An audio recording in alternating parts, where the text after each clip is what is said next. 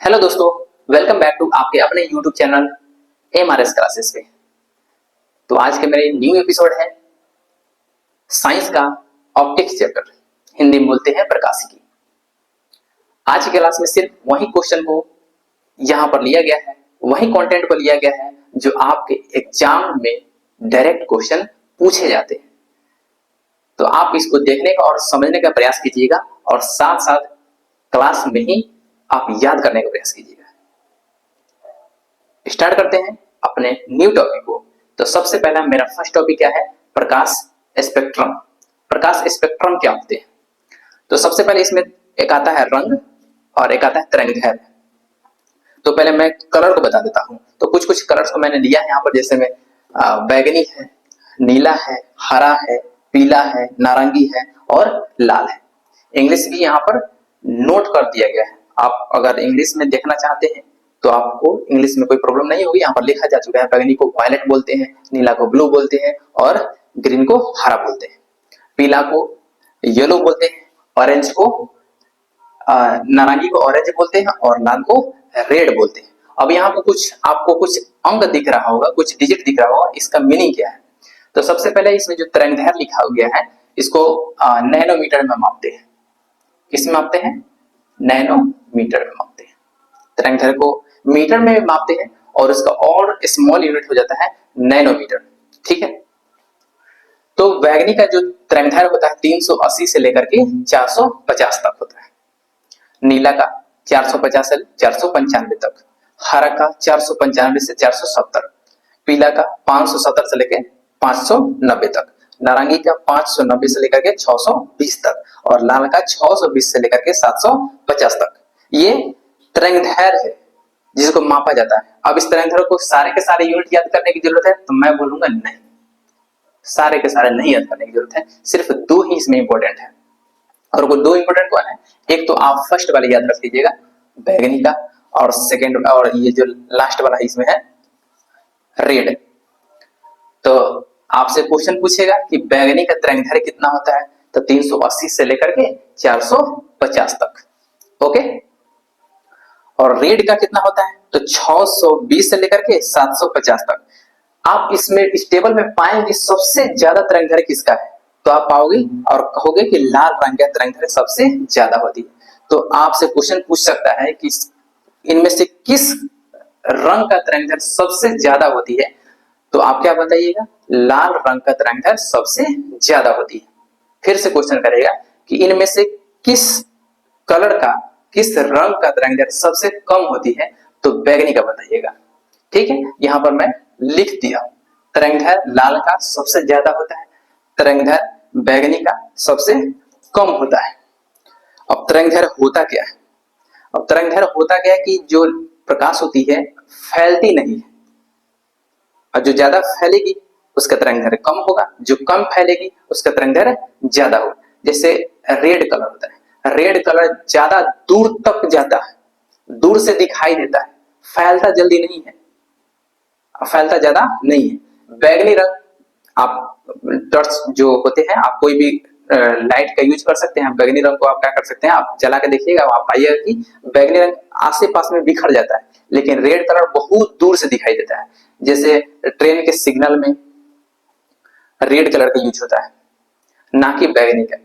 Red, yellow colour का use और green colour का यूज किसमें होते हैं? तो ट्रेन के सिग्नलों में इसका यूज लिया जाता है। तो हमें ये समझ में आ रहा है कि आपको इस टेबल को समझने में कोई प्रॉब्लम है? नहीं। कौन सा याद रखना है? फर्स्ट वाले और लास्ट वाले। ठीक है, चलते हैं। अगला टॉपिक क्या है? प्रकाश की चाल। अगला मेरा टॉपिक क्या है? Speed of light. तो जनरली प्रकाश को चलने के लिए क्या किसी माध्यम की आवश्यकता होती है? प्रकाश जब चलती है तो सीधी रेखा में गमन करती है कि टेढ़ी रेखा में गमन करती है? तो आपका जो जवाब रहेगा आप बता सकते हैं कि क्या होती है। तो प्रकाश सीधी रेखा में गमन करती है। ठीक है। और अलग अलग माध्यम में इसकी चाल अलग अलग हो जाती है। जैसे में अगर प्रकाश निर्वात में है, वैक्यूम में, जहां पर वायुमंडल नहीं है, तो वहां पर इसकी स्पीड बहुत तेज होगी, बहुत ज्यादा तेज होगी। तो कितना होगा? तो निर्वात मतलब होता है वैक्यूम बोलते हैं इसको। 2.99 इंटू 10⁸ मीटर प्रति सेकेंड। ठीक है, यही क्वेश्चन रहता है कि निर्वात में प्रकाश की चाल कितनी होती है, तो आपके ऑप्शन में रहेंगे 2.99 इंटू 10⁸ मीटर प्रति सेकेंड होते हैं। अगर ये नहीं रहेगा तो यहां पर ऐसे रहेगा 3 इंटू 10⁸ मीटर प्रति सेकेंड, ये भी यहां पर रह सकता है। ठीक है, उसके बाद में पानी में, तो जब प्रकाश अगर पानी में प्रवेश करेगी तो उसकी स्पीड क्या हो जाएगी, कम हो जाएगी। कांच में प्रवेश करेगी, शीशा में प्रवेश करेगी तो भी स्पीड क्या हो जाएगी, कम हो जाएगी। तो आप चाहे तो इसको भी आप याद कर सकते हैं कि पानी में प्रकाश की चाल कितनी होती है, 2.55 इंटू 10⁸ मीटर प्रति सेकेंड होती है, और कांच में कितनी होती है, 2 इंटू 10⁸ मीटर प्रति सेकेंड होती है। तो मैं तो आपको सजेस्ट करूंगा कि सबसे पहला क्वेश्चन ही याद रखें, कौन सा, निर्वात में प्रकाश की चाल कितनी होती है, ये इंपॉर्टेंट हो जाता है। ठीक है, उसके बाद हम लोग देखते हैं, ये मैं कुछ बनाया हूं, ये सन है और ये अर्थ है। सूर्य से पृथ्वी तक प्रकाश, अगर धरती पर प्रकाश आना बंद हो जाए तो धरती पूरा क्या हो जाएगी, जम जाएगी। तो सूर्य से जब प्रकाश आती है तो कितने समय लगता है उसको आने में, कितनी दूरी पर है और कितना समय उसमें लग जाता है। तो सूर्य से जब प्रकाश धरती पर आती है तो 8 मिनट 20 सेकंड का समय ले लेती है। कहीं कहीं आपके किताबों में 8 मिनट 16 सेकंड्स देगा, 8 मिनट 19 सेकंड्स देगा, और कहीं कहीं किताबों में सिर्फ 8 मिनट ही देते हैं। तो इससे कंफ्यूजिंग नहीं होता है और नहीं होना है। आपके ऑप्शन ऐसे होंगे कि आपसे क्वेश्चन बन जाएगा। ठीक है, तो आप मोटा मोटी चीज याद रखना है कि सूर्य से जब प्रकाश आती है धरती पे तो 8 मिनट 20 सेकंड का समय लगता है। ओके, चलिए अगला मेरा पॉइंट है, अगला टॉपिक क्या है, प्रकाश से संबंधित परिघटना और कारण। और जब लाइट अब आती है तो उससे कुछ घटना तो देखने को मिलेगी। अब क्या क्या घटना होती है उसको मैं देख लेता हूं। ठीक है, चलिए, पानी में बुलबुला का चमकना। जब आप देखते हैं कभी पानी में बुलबुला क्या होती है, चमकती है, कलरफुल टाइप की चमकती है। तो क्वेश्चन पूछेगा जब पानी में कुछ बुलबुला चमकती है तो किसके कारण से चमकती है, कारण क्या है, क्या घटना हो रही है जो चमक रही है, कुछ तो कुछ कारण होगा, ऐसे तो कुछ चमकता नहीं है। कुछ ना कुछ इसमें क्या होती है, लाइट का कोई प्रभाव पड़ा, कोई घटना घट रही है जिस वजह से चमक रही है, तो वही आपसे क्वेश्चन पूछ लेता है। ठीक है, तो क्या हो जाएगा, पूर्ण आंतरिक परावर्तन। याद रखना है, इसको इंग्लिश में बोलते हैं total internal reflection. Total internal reflection, ठीक है, टोटल इंटरनल रिफ्लेक्शन बोलते हैं। अगला है हीरे का चमकना एवं मरीचिका। आप देखे होइएगा हीरा भी चमकता है, तो हीरा चमकता है तो किसके कारण चमकता है, ये भी क्वेश्चन पूछ लेता है आपसे एग्जाम। तो ये भी पूर्ण आंतरिक परावर्तन के द्वारा ही हीरा चमकता है। ठीक है, आगे आते हैं, आकाश एवं समुद्र का नीला रंग दिखाई देना। क्या वास्तव में आकाश का रंग नीला है, क्या वास्तव में समुद्र के पानी का रंग नीला है, तो आपके जवाब रहेगा नहीं। वास्तव में ना आकाश कभी नीला था और ना कभी समुद्र का पानी नीला है। तो ये किसके कारण दिखाई देते हैं नीला, और आकाश में जब भी हम ऊपर झांक कर देखते हैं नीचे से तो कैसा दिखाई देता है, नीला टाइप का दिखाई। क्या वास्तव में नीला है, तो आपका जवाब रहेगा नहीं, वास्तव में नीला कलर का नहीं। जब स्पेस में आप जाइएगा, जब अंतरिक्ष में जाइएगा तो वहां से आप जब आकाश में झांकिएगा देखिएगा तो वहां से सिर्फ और सिर्फ काला दिखाई देगा। तो क्वेश्चन आपसे यहां से पूछ लेगा कि जब स्पेस में आप रहिएगा तो वहां से आपकी आकाश का रंग कैसा दिखाई देगा, तो आपका जवाब क्या रहेगा, काला दिखाई देगा। ओके, तो किसके कारण ये दिखाई देते हैं नीला, आकाश एवं समुद्र का नीला रंग प्रकीर्णन के कारण। किसके कारण, प्रकीर्णन के कारण, इंग्लिश में बोलते हैं स्कैटरिंग। स्कैटरिंग क्या बोलते हैं इसको, इंग्लिश में स्कैटरिंग बोलते हैं। ठीक है, अगला है साबुन के बुलबुले का रंग बिरंगा दिखाई देना।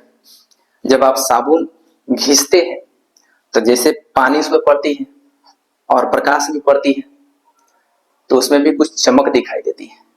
तो किसके कारण चमक दिखाई देती है, क्वेश्चन यहां से बनेगा कि जब साबुन का जब बुलबुला चमकता है किसके कारण होती है? तो ये याद रखना है व्यतिकरण के कारण। किसके कारण याद रखना है? व्यतिकरण के कारण। साबुन के बुलबुले का रंग बिरंगा दिखाई देना व्यतिकरण के कारण। अब इसको इंग्लिश में क्या बोलेंगे? अब इंग्लिश में बोलते हैं इंटरफेरेंस बोलते हैं। इंटरफेरेंस क्या बोलते हैं इसको? इंटरफेरेंस बोलते हैं। व्यतिकरण क्या बोलते हैं? इंटरफेरेंस बोलते हैं। ठीक, चलिए आगे बढ़ते हैं। इंद्रधनुष का दिखना।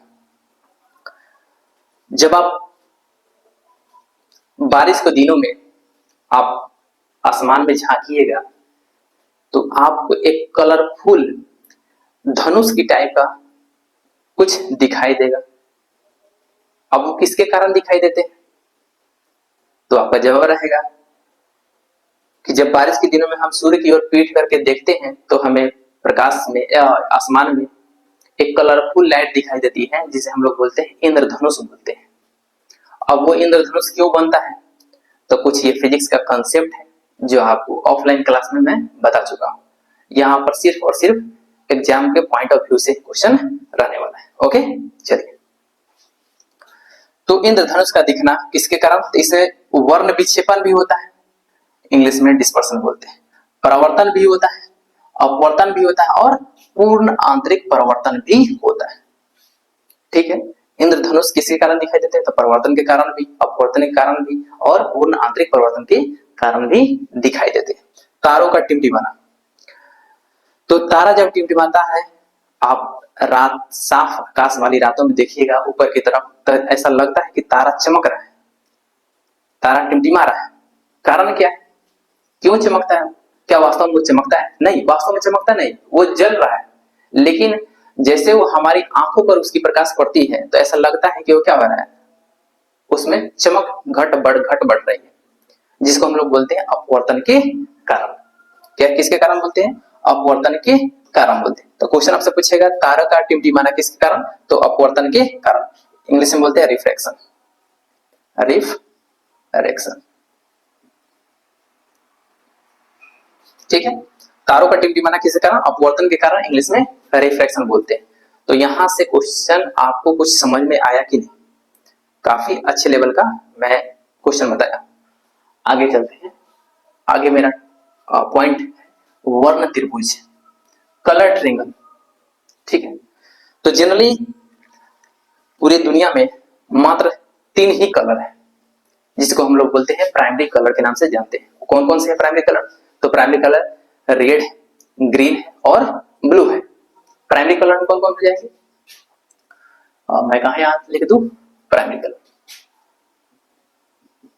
प्राइमरी कलर कौन कौन सा? Red, green, blue. Primary colour कौन कौन से हो जाएंगे? रेड, ग्रीन और ब्लू हो जाएंगे। ठीक, बाकी सेकेंडरी कलर में ले लेंगे। तो प्राइमरी कलर कौन हो जाएंगे? लाल, हरा और नीला। तो कुछ आप इस टेबल को देखिए, ट्रिंगल को देखिए। यहाँ पर ट्रिंगल में क्या डिनोट किया गया है? तो क्वेश्चन आपसे यहां से भी क्वेश्चन पूछता है। तो यहाँ पर मैं क्या लिखा हूं? लाल लिखा हूं, हरा और नीला।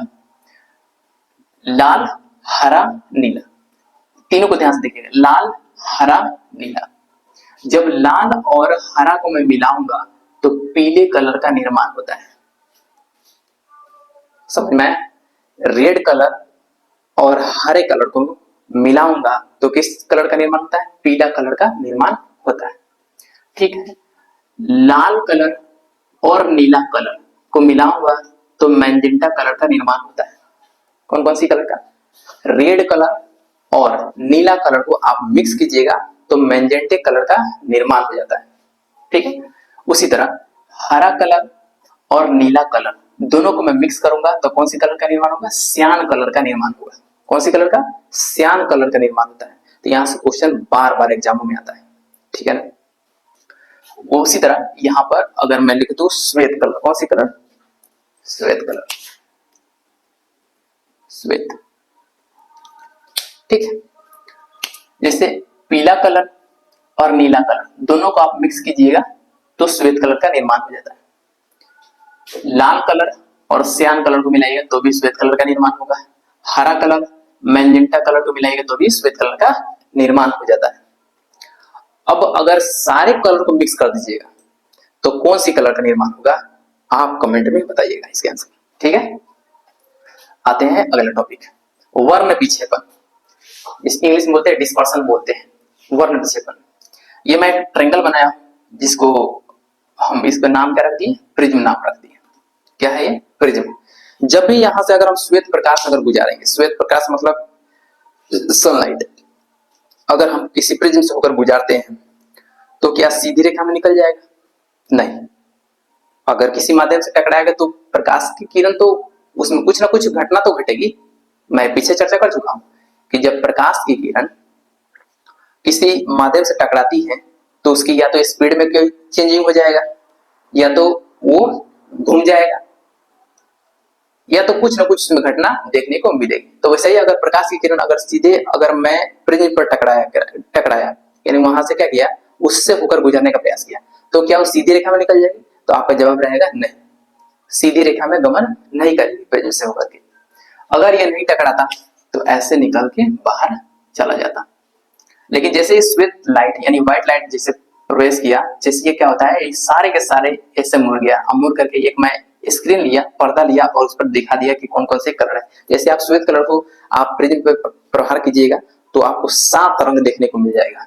एक ही लाइट से कितने कलर, 7 कलर्स। तो आपको वहां से स्पष्ट समझ में आ जाएगा कि हाँ, श्वेत प्रकाश में सारे कलर का मिक्सअप होता है। ठीक है, तो यहाँ देखते हैं। तो सबसे पहले देखो यहाँ पर स्पीकर को समझिएगा, सबसे ज्यादा कौन मुड़ा है, तो आप कहिएगा वायलेट यानी बैगनी कलर। बैगनी कलर बहुत जल्दी क्या होता है, बिखर जाता है। बैगनी कलर क्या होता है, बहुत जल्दी बिखर जाता है। उसको आप दूर तक नहीं लेकर जा सकते, दूर तक नहीं फैला सकते बैगनी कलर को। लेकिन रेड कलर यहाँ देखना है, रेड कलर बहुत कम ही बिखरा हुआ है, रेड कलर बहुत ही कम बिखरता है। इसलिए तो सिग्नल में इसका यूज लेते हैं, है कि नहीं। रेलवे सिग्नल हो गया, ट्रैफिक सिग्नल हो गया, उसमें रेड कलर का यूज लेते हैं ताकि दूर से दिखाई दे।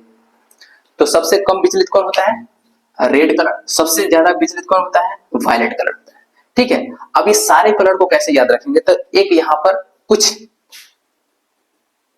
लिखा गया है जिसको हम लोग बोलते हैं भिव गयोर बोलते हैं। V for violet, I for indigo, B for blue, G for green, Y for yellow, O for orange और R फॉर रेड बोलते हैं। इंग्लिश में भिव गयोर से आप याद कर सकते हैं। तो सबसे ज्यादा कौन बिखरा, तो बैगनी। सबसे कम कौन बिखरा, तो लाल। ठीक है, तो तरंगधर देखते हैं, तरंगधर सबसे ज्यादा किसका होगा, रेड कलर का होगा। तरंगधर सबसे कम किसका होगा, तो बैगनी कलर का होगा। तो आप इस डाटा को भी याद कर लीजिएगा। हिंदी में बैजाहिनी पिनाला बोलते हैं और इंग्लिश में भिव गयोर बोलते हैं। तो क्वेश्चन आपको यहां से आज की क्लास का कैसा लगा, अगर अच्छा लगा हो तो आप कमेंट में जरूर बताइएगा ताकि हमको मोटिवेशनल मिलेगी और मैं और आगे आपके लिए अच्छे वीडियो बनाऊंगा जो सिर्फ क्वालिटी होगा और क्वांटिटी होगा वीडियो में, जो एग्जाम में डायरेक्ट छपते हैं क्वेश्चन। तो मिलते हैं फिर से नेक्स्ट वीडियो में। ठीक है, तब तक जय हिंद।